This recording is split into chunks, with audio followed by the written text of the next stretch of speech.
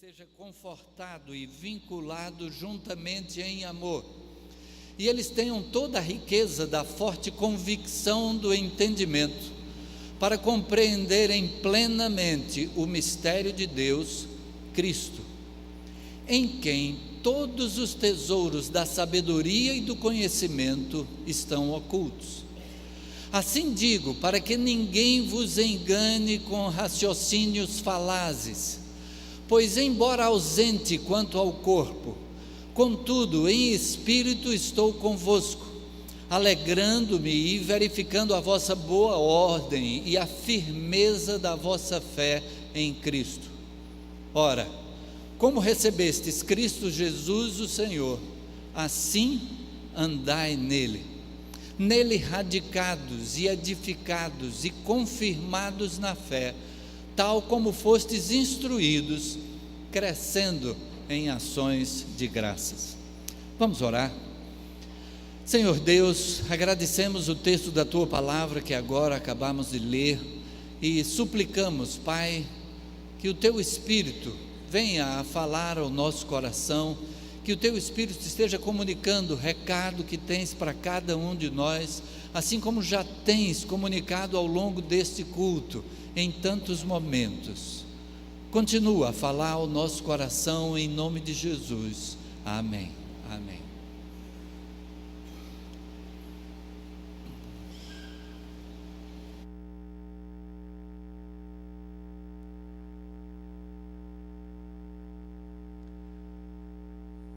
Nós temos nesse texto da palavra de Deus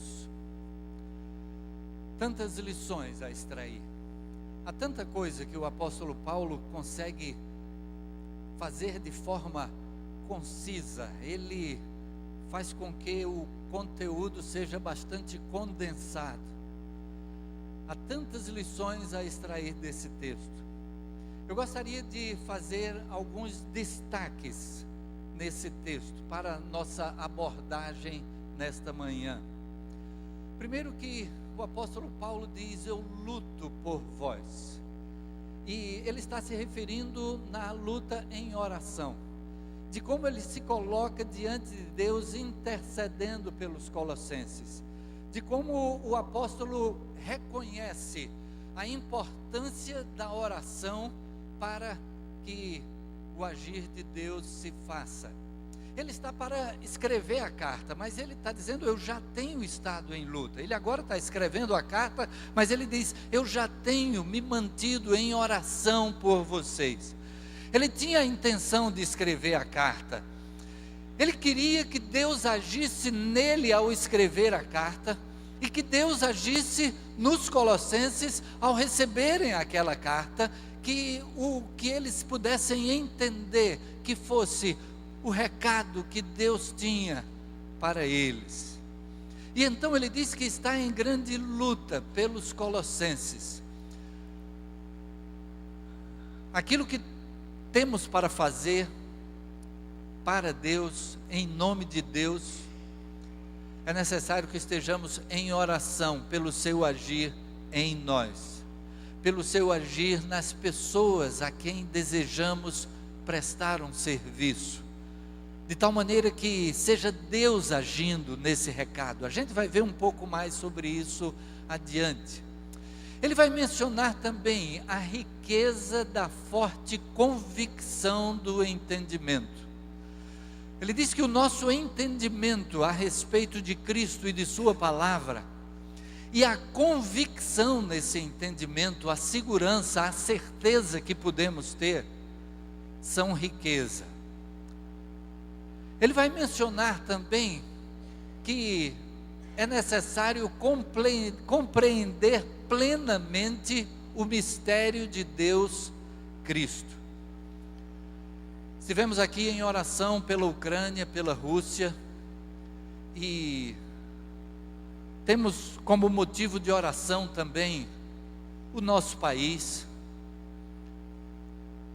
a situação em que vivemos. E só vivemos situações assim. A Ucrânia só passa pelo que passa, a Rússia. Os países onde há perseguição contra o Evangelho e pelos quais temos orado também, cristãos que estão sendo mortos, é porque pessoas desconhecem o mistério de Deus, Cristo. É porque pessoas não sabem que Cristo tem um projeto de vida para cada um de nós. E esse projeto passa pelo senhorio de Jesus na vida.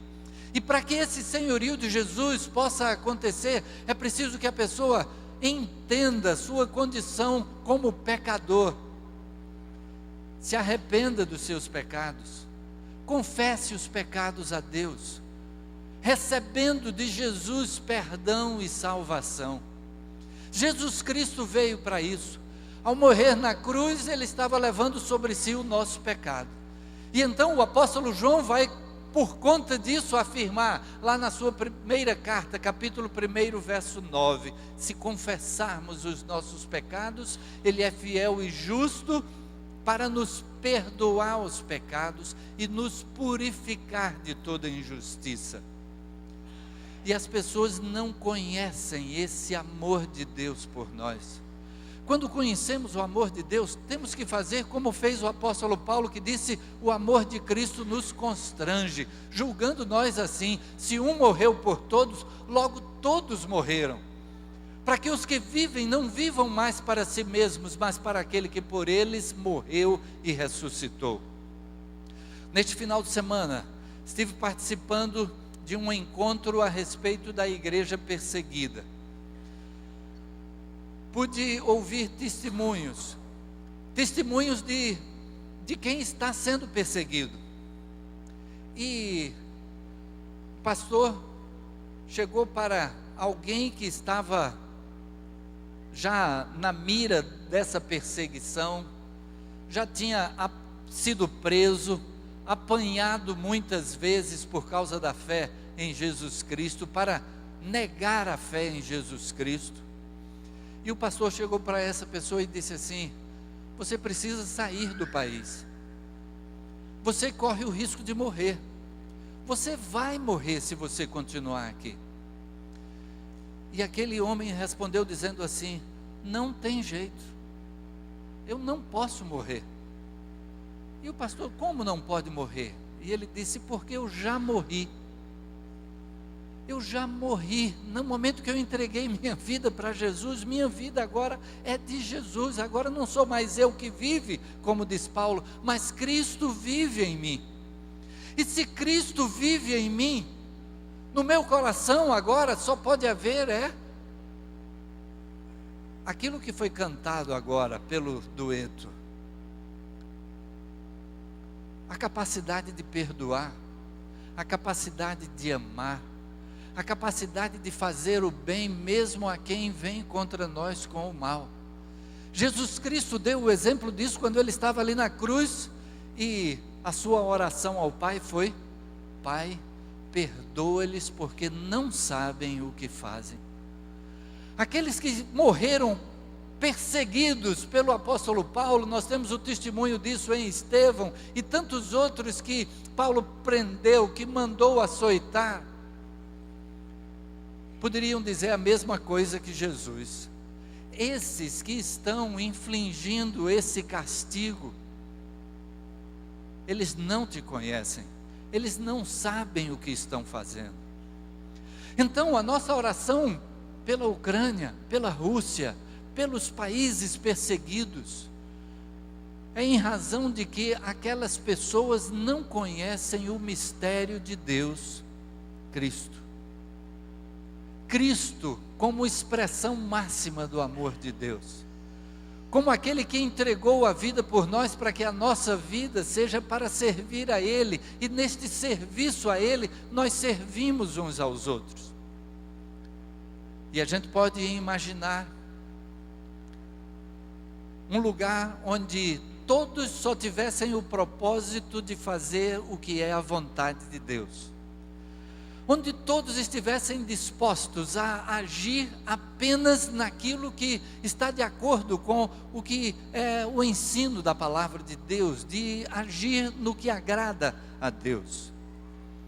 E a gente pode dizer que esse lugar seria um céu. E a realidade do céu vai ser que lá a gente vai estar plenamente realizando a vontade de Deus. Como é que vai ser o céu? O que é que vai ter ou não vai ter lá no céu? Às vezes alguém pergunta, pastor, mas será que a gente vai conhecer os nossos irmãos lá no céu? Será que a gente vai poder lembrar das pessoas com as quais convivemos aqui, quando a gente estiver lá no céu? E aí a gente fica pensando, poxa, vai ser muito bom se eu reconhecer fulano e encontrar com ele. Eu vou ter uma alegria muito grande. Não sabemos exatamente como vai ser, mas sabemos de uma coisa: você pode imaginar essa alegria? Você pode imaginar a alegria que você vai ter? Pois lá no céu a alegria vai ser ainda maior. Não importa como vai ser. A gente tem uma prova disso na nossa vida aqui. Quando a gente aceitou a Cristo como Salvador, e a presença do Espírito de Deus na nossa vida fez toda a diferença.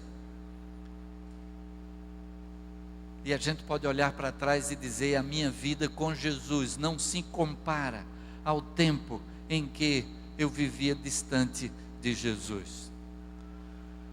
Tivemos um pequeno problema com o PowerPoint, espero que logo estejamos com ele de volta, mas continuando nos destaques, quando ele diz compreender plenamente o mistério de Deus, Cristo, ele acrescenta, em quem estão ocultos todos os tesouros da sabedoria e do conhecimento. A sabedoria e o conhecimento, os tesouros da sabedoria e do conhecimento estão em Jesus Cristo. Tudo aquilo que precisamos para a vida, para que possamos desfrutar do que Deus planejou para a gente desde o início, só se entende em Jesus Cristo. Sem a palavra de Deus fica difícil compreendermos a própria vida, os propósitos. E sem entendermos quem é Jesus Cristo, fica difícil entender a palavra de Deus. Por isso, tanta gente às vezes estuda a palavra, mas sem perceber que Cristo é o centro da palavra, que Cristo é o Salvador, é o Messias, é o ungido de Deus, é aquele que veio para nos restaurar no relacionamento com Deus. E então, todo esse conhecimento está em Jesus Cristo. E aí Paulo menciona também a firmeza da fé dos colossenses. A firmeza da vossa fé em Cristo, radicados, edificados e confirmados na fé. Agora ele traz 3 expressões: radicados, edificados e confirmados na fé. Radicados dá essa ideia, a figura utilizada é de uma planta, de uma árvore que tem uma raiz. Então nós estamos enraizados em Cristo. E a raiz se alimenta do solo. E nós precisamos nos alimentar de Cristo. Aquilo que a raiz precisa, que a planta precisa para o seu desenvolvimento, ela absorve ali através da raiz. Também na raiz está a firmeza. Na raiz a planta então está firme para enfrentar as intempéries. Uma planta que tem raiz rasa, ela aguenta alguma coisa de vento e de chuva, mas as que têm as raízes mais profundas são as que suportam os maiores temporais. A outra figura é a figura da edificação. E então ele diz que nós somos edificados em Cristo. Cristo sendo o nosso fundamento. Isso nos aponta no sentido de uma construção que é feita em bases firmes. E o próprio Senhor Jesus diz: aquele que ouve as minhas palavras e as pratica, eu assemelharei a um homem que construiu a sua casa sobre a rocha. E num dos textos ele diz que ele cavou fundo até poder encontrar rocha sólida para ali edificar a sua casa. A nossa vida está em construção. A nossa vida está como um edifício que vai sendo colocado tijolo a tijolo. E hoje nós não somos aqueles que fomos um ano atrás. Se estivermos sendo, estamos perdendo a maior oportunidade nesta edificação. E esta edificação é sobre Jesus Cristo. A nossa vida firmada em Jesus Cristo, edificados nele. Mas ele vai dizer também, confirmados na fé em Cristo. É interessante ele usar essa palavra de confirmação na fé. Porque cada um que já recebeu a Cristo como Salvador, cada um que já se batizou em Jesus Cristo, que já deu o testemunho de sua fé em Jesus, deu esse testemunho através do batismo e através da profissão de fé. Precisou chegar diante da igreja e afirmar a sua fé. A nossa fé já está firmada em Jesus Cristo. Mas ele usa aqui a palavra confirmados na fé. Porque Deus coloca diante de nós sempre situações em que teremos a oportunidade de confirmar a nossa fé. As dificuldades que enfrentamos e que achamos muitas vezes que estamos sós, que Deus se esqueceu, que Deus está longe. Mas a palavra vem e nos afirma que Ele está perto, embora pareça longe. E a gente continua firme nessa fé, até que a gente mais adiante venha descobrir que Deus estava agindo, mesmo quando a gente pensava que Ele estava longe. Ele já estava providenciando a solução. E no tempo próprio, no tempo oportuno, Ele vem e apresenta a solução. E nós ultrapassamos aquela barreira, nós vencemos aquele obstáculo. E nós olhamos para trás e vemos que a nossa fé foi confirmada. Nós tivemos, através daquela dificuldade, uma oportunidade de reafirmar a nossa fé. E nós saímos ali com essa fé confirmada, aumentada, como também diz o apóstolo Paulo em Romanos 5, nos gloriamos nas tribulações, porque a tribulação produz a paciência, e a paciência a experiência, e a experiência a esperança.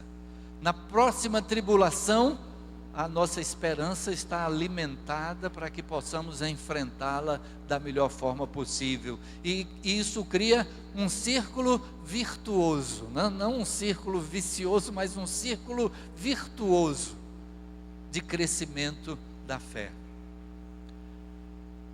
Eu queria que, dentro disso que falamos nesse texto que lemos, que pudéssemos pensar em duas pessoas na palavra. E como hoje é o Dia Internacional da Mulher, queria mencionar duas mulheres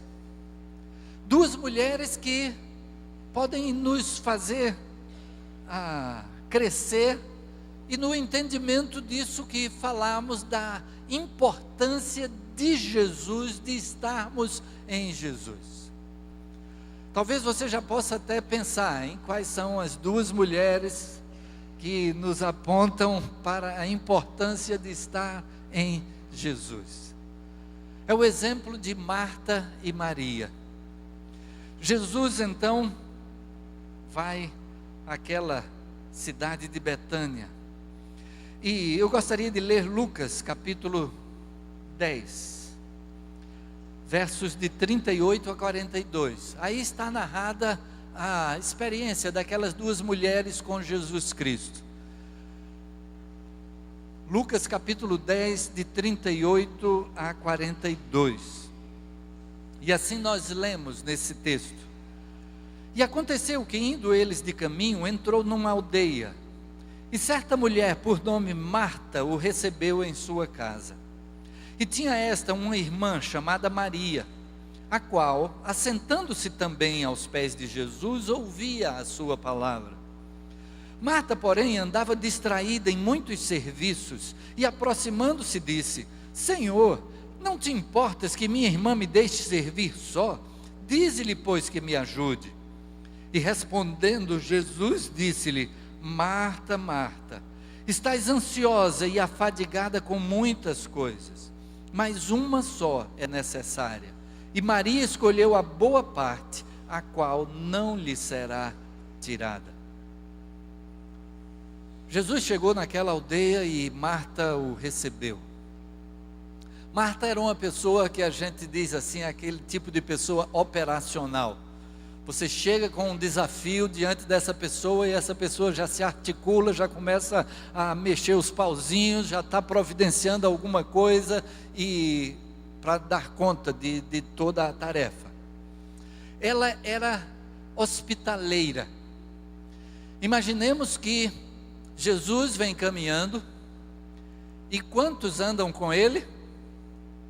Pelo menos 12. Não sabemos se havia mais alguns. Há textos que apresentam multidões seguindo Jesus. Há textos que apresentam que algumas mulheres andavam também com Jesus e o serviam com os seus bens. Mas de repente chega na casa de Marta uma comitiva de pelo menos 13 pessoas. Jesus e os 12 discípulos. O que é que seria? Você como dona de casa, qual seria a sua reação ao receber 13 pessoas para a refeição nesse dia? E a gente vê que aquelas atividades de Marta, aquele vai e vem, aquele entra e sai, era no sentido de servir bem a todos. Não sabemos exatamente quais as atividades que ela estava fazendo, mas ela estava numa movimentação constante ali, em função do seu desejo de servir a todos. Então Marta tem de muito positivo que ela queria oferecer o melhor. Ela queria oferecer aos seus hóspedes aquilo que de melhor pudesse oferecer. Mas ela também queria ajuda. Ela estava se sentindo sobrecarregada. Ela gostaria que a sua irmã estivesse também junto com ela, ajudando naqueles preparativos, naquelas providências. E Maria, o texto diz que ela também estava sentada aos pés de Jesus. Esse também nos leva a entender que Jesus estava ali não apenas com Maria, talvez com os 12, talvez mais pessoas ali da cidade estivessem presentes para ouvir Jesus falar, como era o normal. Onde Jesus chegava, as pessoas queriam estar à volta dele ouvindo ensinar. E Maria estava ali assentada também aos pés de Jesus. Ela queria ouvir Jesus. Ela queria conhecer a Jesus. Aquela residência ali em Betânia foi uma residência onde Jesus esteve muitas vezes. Quando Jesus ia para Jerusalém, para as festas judaicas, alguns textos da Bíblia apresentam que Jesus então se ausentou e foi pernoitar em Betânia. Muito provavelmente nesta casa, onde havia essas duas irmãs, Marta e Maria, e onde havia também um irmão, Lázaro. E ele vai nesta casa quando Lázaro morre. Pela vontade das irmãs, ele teria chegado enquanto Lázaro estava vivo ainda, embora enfermo, mas para que ele pudesse curar Lázaro. E quando Jesus chega, Lázaro já havia morrido havia 4 dias. E Marta é a primeira a ir ao encontro de Jesus. Eu acho interessante isso, que essa figura que nós temos aqui é de que Maria vivia aos pés de Jesus e Marta atarefada com as coisas de casa. Marta é a primeira a correr ao encontro de Jesus.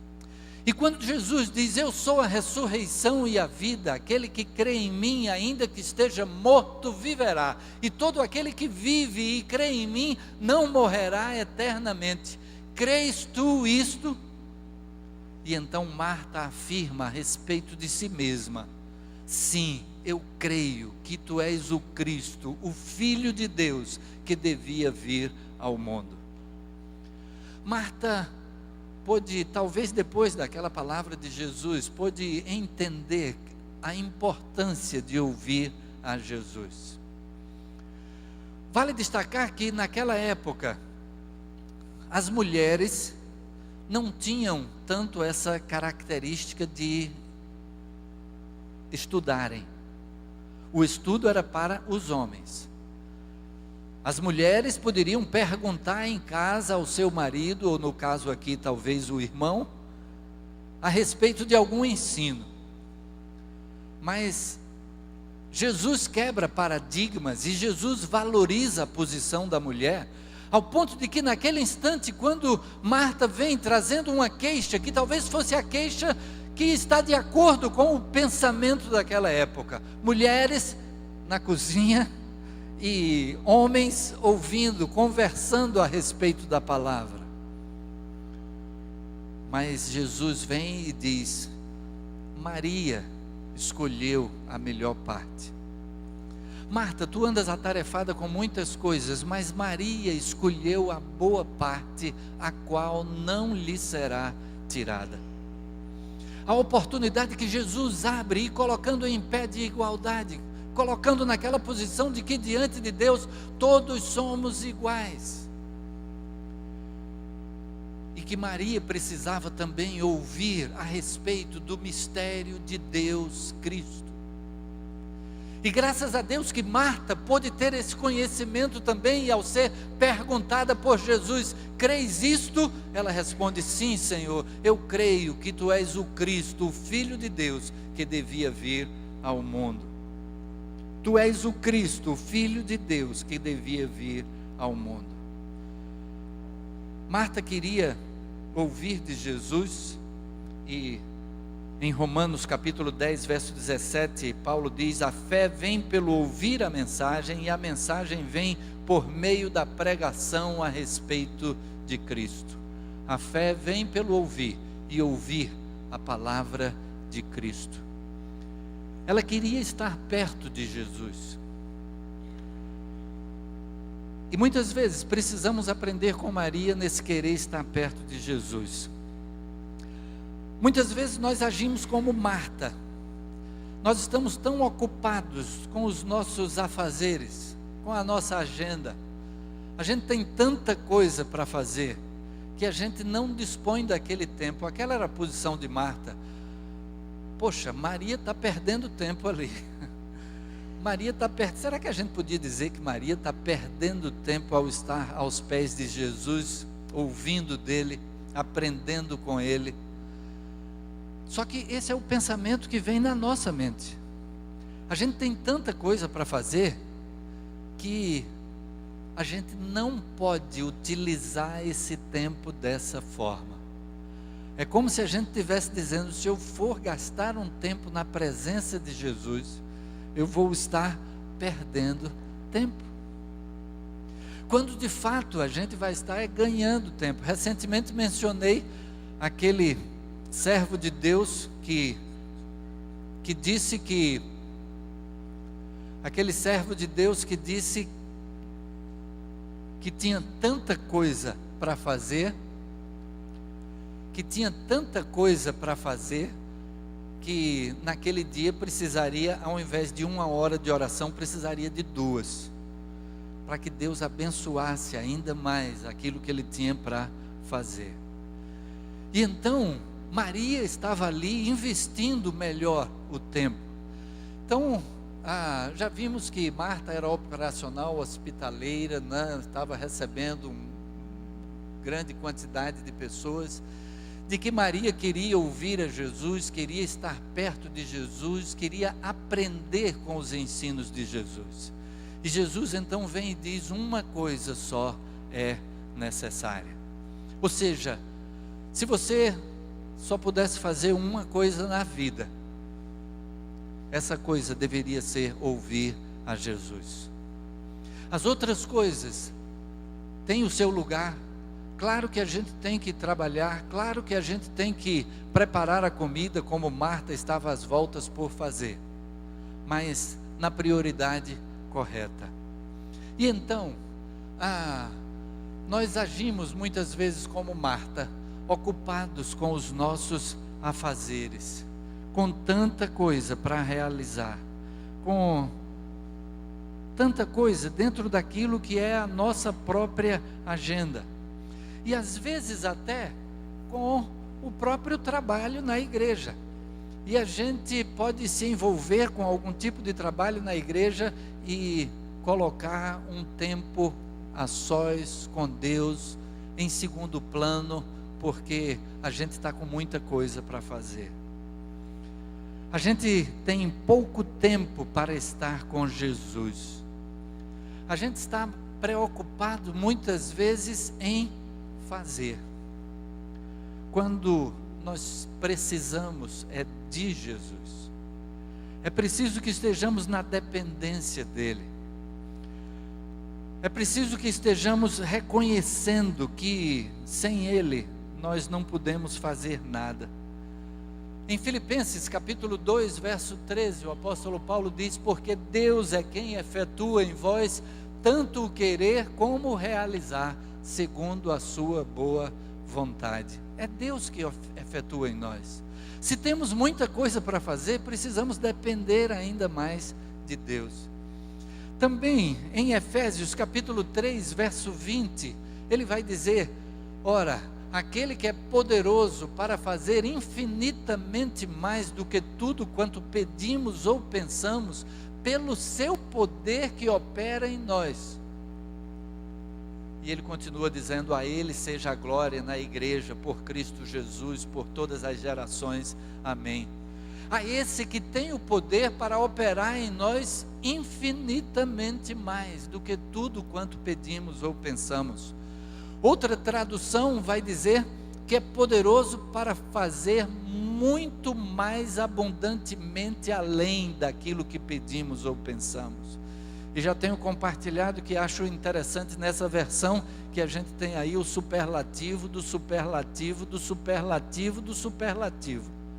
Muito mais abundantemente além. Esse é o poder de Deus que age em nós. Infinitamente mais do que aquilo que pedimos ou pensamos. Então tudo aquilo que a gente tem para fazer, a gente precisa de Jesus. Também em Colossenses capítulo 1, o último versículo desse capítulo, nós o vimos no domingo passado. Para isso é que eu também me afadigo, esforçando-me o mais possível, segundo a sua eficácia que opera eficientemente em mim. Então a gente depende de Deus e a gente se empenha. Mas a gente se coloca primeiro diante dEle, para que seja o agir dEle em nós, e não o nosso próprio agir. E então ele vai dizer aqui: eu me empenho, me afadigo, mas é Ele quem age por meu intermédio. Então, o texto no versículo 6 vai dizer: andai nele. Assim como recebestes a Cristo como Senhor, assim também andai nele. A Nova Tradução na linguagem de hoje tem uma forma interessante de ver. Portanto, já que vocês aceitaram Cristo Jesus como Senhor, vivam unidos com Ele. Estejam diante dEle como Maria se colocava ali aos pés de Jesus para aprender dEle, para ouvir dEle. Que a nossa oração dê esse tempo para que estejamos ouvindo ao Senhor. Não apenas a gente ter aquela oração que talvez em 1 minuto a gente esgota. Aquela oração onde a gente apresenta diante de Deus toda a nossa relação de pedidos, né?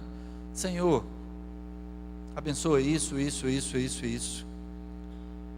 Me dá isso, isso, isso, isso, isso. Sei com fulano, cicrano, beltrano. Mas a exemplo de Marta e Maria, a gente poder ter um tempo de conversar realmente com Deus. Como a gente faz com o nosso melhor amigo? Como é que a gente faz com o nosso melhor amigo quando a gente encontra? Primeira coisa é aquele abraço, né? A satisfação da presença. Podermos estar na presença de Deus. Mas quando a gente chega na presença de Deus, a gente é confrontado com os nossos próprios pecados. E então a gente precisa se apresentar diante dele confessando os nossos pecados. Apresentando diante dele o que foi o nosso dia, ou se é cedo da manhã, né, o dia está começando ainda, mas você tem a lembrança do dia anterior, e aquilo que você fez ou aquilo que você deixou de fazer, na certeza de que Ele coloca diante de nós o perdão e a oportunidade de resgatarmos esse tempo, de remirmos esse tempo, como diz Paulo também aqui aos Colossenses. É estarmos diante dele e apresentar cada linha daquela lista de pedidos e ouvir o que é que ele tem a nos dizer a respeito daquela linha. E então deixar que ele possa nos orientar. Eu peço por fulano, mas aí ele vem e mostra, e você já deu um telefonema para fulano? Ele vem e coloca na nossa mente, quando foi a visita que você fez a fulano? E quando você tomou aquela providência em favor de Beltrano? E aos poucos a gente vai apresentando diante de Deus aquilo que a gente traz, e ouvindo dele aquilo que ele tem para nós. Então, neste exemplo de Maria e de Marta, possamos aprender daquilo que é o mais importante que Jesus disse a respeito de Maria. Maria escolheu a boa parte, a qual não lhe será tirada. Graças a Deus que temos essa parte que ninguém pode tirar de nós. Nós falamos aqui a respeito de perseguição, e mesmo alguém que é perseguido e preso, ninguém pode lhe tirar da riqueza de estar na presença de Jesus, de poder talvez estar até apanhando, mas lembrando que Jesus está ali do seu lado, e ouvindo a voz de Jesus, mesmo no meio do sofrimento. Maria escolheu a boa parte, a qual não lhe será tirada. Que o nosso dia a dia seja assim na presença de Deus, que a gente reserve um tempo específico para estar só com Ele, mas que a sua presença então se faça sentir em cada momento, em cada atitude, em cada dificuldade enfrentada, em cada bifurcação encontrada, e que estejamos assim sendo dirigidos por Ele. Amém?